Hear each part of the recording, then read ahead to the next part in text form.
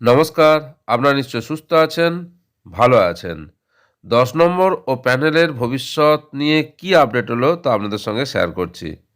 পশ্চিমবঙ্গের এখন বহু চর্চিত স্কুল সার্ভিস কমিশন বা এসএসসির যে নিয়োগ দুর্নীতি মামলা, সেই শুনানিতে ফের উঠে এলো চাঞ্চল্যকর সব তথ্য এবং যুক্তি। সুপ্রিম কোর্টে চলা এক মামলায় চাকরি প্রার্থীদের ভবিষ্যৎ কোন দিকে মোড় নেবে তা নিয়ে ক্রমশ উৎকণ্ঠা বাড়ছে। সম্প্রতি সিনিয়র অ্যাডভোকেট অনিন্দ কুমার মিত্র এবং প্রতীক ধর মহাশয়ের সওয়াল জবাবে আদালতের পরিবেশ উত্তপ্ত হয়ে ওঠে। মূলত প্যানেলের মেয়াদ উত্তীর্ণ হওয়া এবং অভিজ্ঞতার জন্য বরাদ্দ ১০ নম্বরের যৌক্তিকতা নিয়ে দীর্ঘ শুনানি চলে। সিনিয়র অ্যাডভোকেট ১০ নম্বরের বিষয়টি নিয়ে জোরালো যুক্তি পেশ করেন। তাঁর মতে আইনসভা বা লেজিসলেচার যে আইন তৈরি করেছে এবং উপযুক্ত কর্তৃপক্ষ যে রুলস বা নিয়মাবলী তৈরি করেছে তার মধ্যে কোনো বিরোধ থাকা উচিত নয়, বরং দুটির মধ্যে একটি প্রত্যক্ষ সংযোগ রয়েছে। তিনি দাবি করেন বর্তমানে আইনের যে ব্যাখ্যা দেওয়া হচ্ছে তা অনেক ক্ষেত্রে ভুল বা বিভ্রান্তিকর হতে পারে। অরিন্দমবাবু যুক্তি দেন যে শিক্ষকতার অভিজ্ঞতাকে শুধুমাত্র সময়ের মাপকাঠি হিসেবে দেখলে চলবে না, এটা আসলে একটা বিশেষ দক্ষতা বা স্কিল। একজন সদ্য পাস করা বা ফ্রেশার প্রার্থীর তুলনায় একজন অভিজ্ঞ শিক্ষক সাধারণভাবেই শ্রেণীকক্ষে অনেক বেশি দক্ষতার পরিচয় দেবেন। তাই নিয়োগ প্রক্রিয়ায় অভিজ্ঞতার জন্য আলাদা নম্বর বরাদ্দ রাখা বা তাদের অগ্রাধিকার দেওয়া সম্পূর্ণ যুক্তিপূর্ণ। নিজের যুক্তি সপক্ষে তিনি একাধিক রাজ্যের উদাহরণ টেনে আনেন।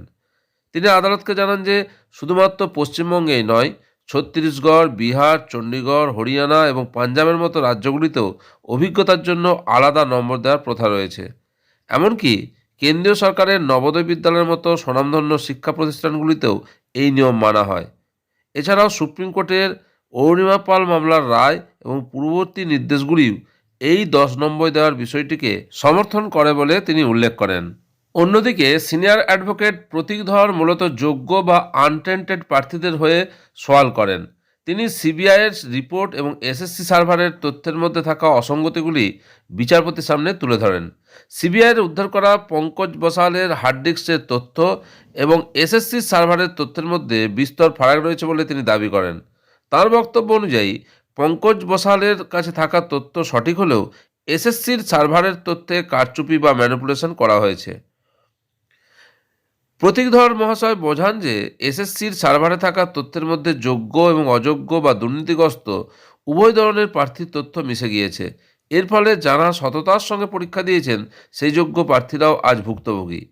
একজন ওয়েটিং লিস্টে থাকা প্রার্থী সবসময় আশা করেন যে তিনি চাকরি পাবেন, কিন্তু কমিশনের আইনি জটিলতা বা দীর্ঘসূত্রতার কারণে যদি কাউন্সেলিং প্রক্রিয়া পিছিয়ে যায় তবে তার দায় কিছুতেই প্রার্থীর উপর বর্তানো উচিত নয়। শুনানির শেষের দিকে তিনিও ১০ নম্বরের পক্ষেই কথা বলেন। তিনি গাণিতিক হিসাব কষে বুঝিয়ে দেন যে অভিজ্ঞতার জন্য বরাদ্দ এই নম্বরটি একজন প্রার্থীর দক্ষতাকেই নির্দেশ করে, যা কমিশনেরও কাম্য হওয়া উচিত।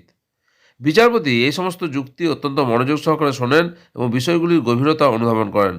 জানা গিয়েছে এই মামলার পরবর্তী শুনানি আগামী সপ্তাহের সোমবার ও মঙ্গলবার অর্থাৎ ৮ ও ৯ তারিখ অনুষ্ঠিত হবে, যেখানে আরও কয়েকজন আইনজীবী তাঁদের বক্তব্য পেশ করবেন। লক্ষ লক্ষ চাকরি প্রার্থী এখন সেই দিকেই তাকিয়ে আছেন।